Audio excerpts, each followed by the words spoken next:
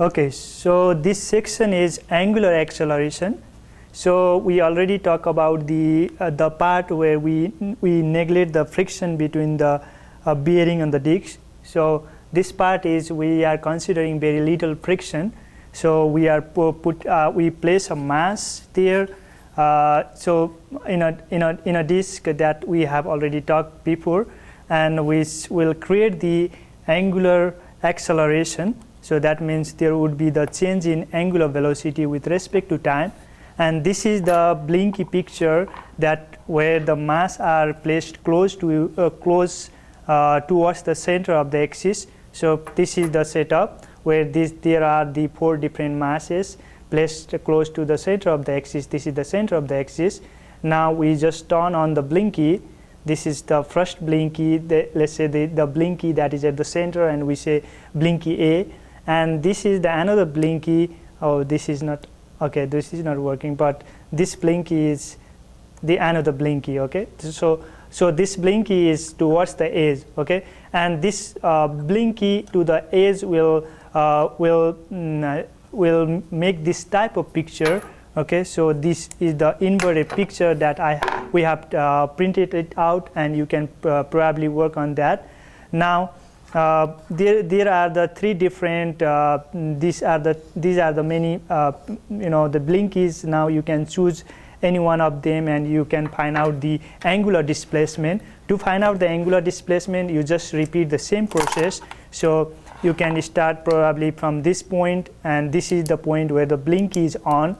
Okay. So I just connect that point to the center, and then you have to go to the another. Right here where the blinky is on again. So you are looking at the complete cycle on to on. So I'm just looking at this connecting this point where this blinky is on for the another time. Okay, so you already know what is the time it takes between the 2 on cycle, and that is just like 0.3 second. Okay, and you get the theta 1 from this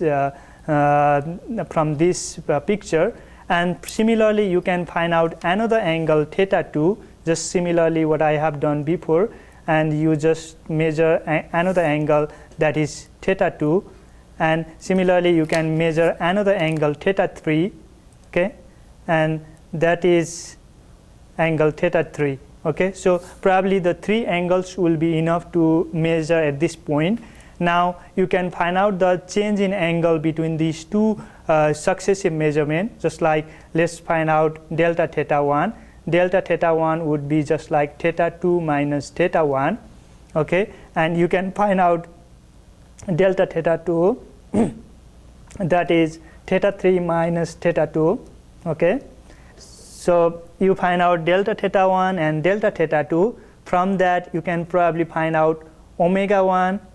You know how to find out omega 1, that is delta theta 1 divided by delta t, and you can find out omega 2, that is delta theta 2 divided by delta t, and you can find out the difference between the omega 1 and omega 2, that is the angular acceleration, that is simply omega 2 minus omega 1 divided by delta t. So you know delta t is always 0.3 second, okay. So you put all those numbers and you find out the angular acceleration when the masses are close. So the next part is when you are going to look at the setup where the mass are not close, so they are far apart, just like the masses are placed at the edge, not towards the center. And this is a little bit a different setup, and this will give a blinky picture just like what we have done before when the mass are put close apart. And then you just take the picture, and that picture is simply in the another page. You will find out that picture when the masses are placed far apart, and you similarly do the same measurement of the angular velocity and angular acceleration, and you can find out the angular acceleration just like repeating the same process, finding the angle, finding the change in angle, angular velocity, and finally find out the angular acceleration. Okay, so you got the 2 angular acceleration. One is when the masses are close towards the center, and another one is masses are far and they are placed at the edge of this ring. Okay, and then when they are placed at the edge of the disk, you will measure the angular acceleration, and after you measure the angular acceleration, you have to draw some conclusion about the moment of inertia. So as I have discussed previously, the moment of inertia is just like the distribution of the mass. If you place an object far from the axis of the rotation, you are increasing the moment of inertia, and if you place the mass closer towards the center of the disk, you decrease the moment of inertia.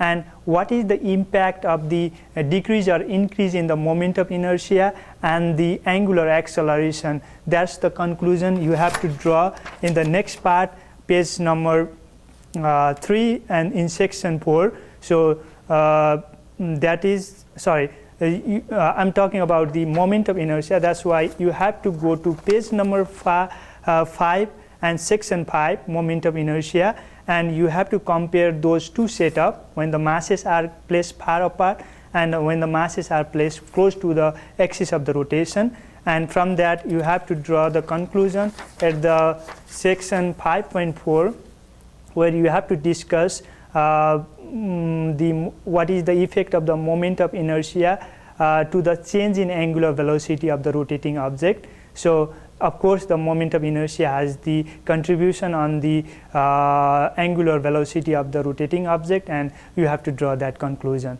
All right, so I think this will help to answer all of these questions, and if you get any confusion, maybe we can communicate through the other ways, like through the text, or maybe through the video in our actual lab classes. Thank you.